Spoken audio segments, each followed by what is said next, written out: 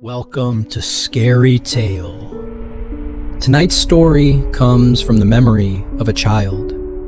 A memory so vivid, so chilling, that it stayed with them into adulthood. It's a reminder that not all nightmares come from dreams. Some come from the hallway outside your door. Now settle in. This one's called The Man in the Doorway. I was about 4 or 5 when my parents split. My mom moved into a ground-level 2-bedroom apartment on the edge of a quiet neighborhood. The kind of place where everything felt temporary. The tenants, the furniture, the paint on the walls. She made it as cozy as she could, and I had my own room, decorated with superhero posters and glowing ceiling stars. But I always ended up in her bed. I was too young to understand the weight of a broken home, but I felt safer beside her, especially at night. Our bedrooms were across from each other at the end of a narrow hallway, tucked in the back of the apartment. Summer had settled in thick and heavy that year. The kind of nights where air conditioners hum in the distance and the air feels like it's pressing against your skin. To let in the breeze, my mom would crack open the window behind the headboard. We were on the ground floor, so it never felt risky, just necessary. That night was still and silent. No buzzing cicadas, no passing cars, no creaks from the floorboards. I woke up suddenly, but not from a sound. It was that strange kind of alertness where your body knows something your mind hasn't caught up with yet. I sat up and rubbed my eyes. That's when I saw our cat. He was sitting in the doorway, stiff and motionless. His eyes were fixed on my bedroom across the hall, where the door was open just a crack. He usually slept at our feet or curled between us. Seeing him in the hallway, staring like that, sent a jolt down my spine. I whispered his name, but he didn't even twitch. Then, without warning, he stood and walked into my bedroom. Just before disappearing inside, he let out a low, deliberate meow. Something in me shifted. I turned toward my mom, still half asleep, and gently shook her shoulder. "Mom," I whispered, "there's someone in my room." She blinked and sat up, groggy. "What, honey?" And then we both looked. A man was standing in the hallway. He emerged from the darkness like a figure from a dream. Silent, slow, completely calm. He wasn't hunched or skulking.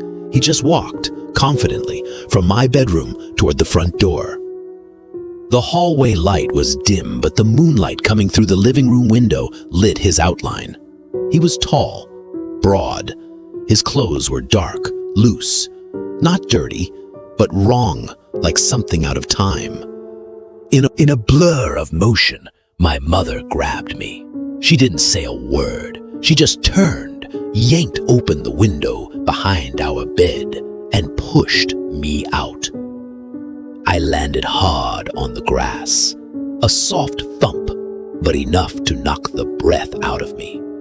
Before I could even react, she followed, barefoot, breathless, her face twisted with terror. We screamed into the night. Someone turned on a porch light. A neighbor came running. Someone else called 911. The police showed up within minutes, but the man was gone. No broken windows, no signs of forced entry, just the front door wide open. The deadbolt and chain hung loosely, untouched.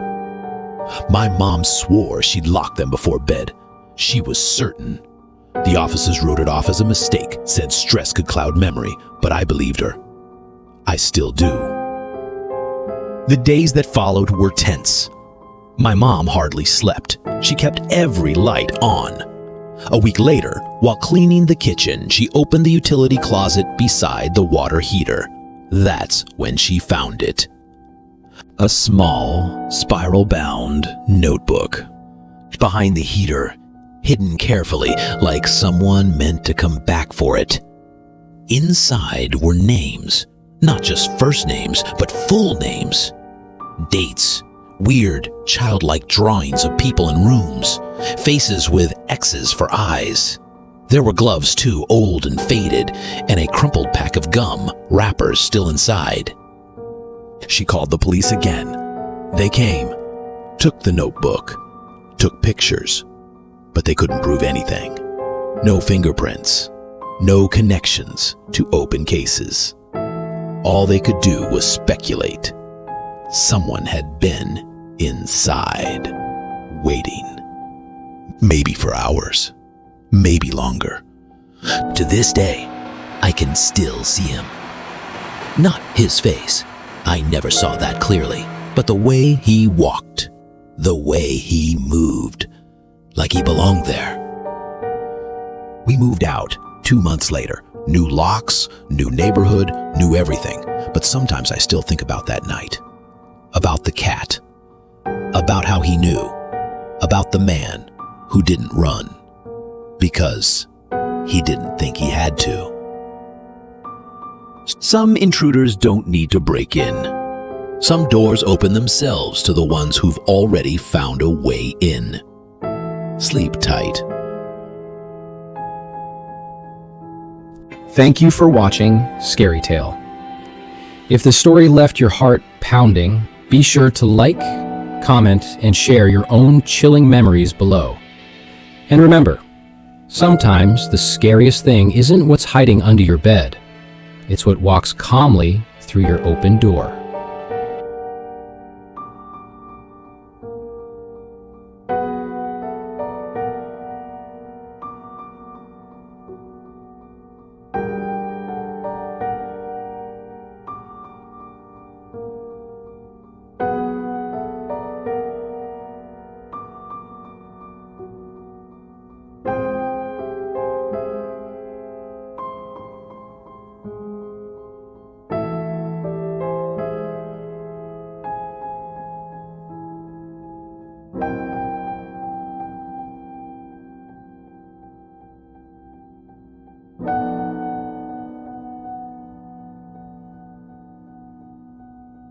Bye.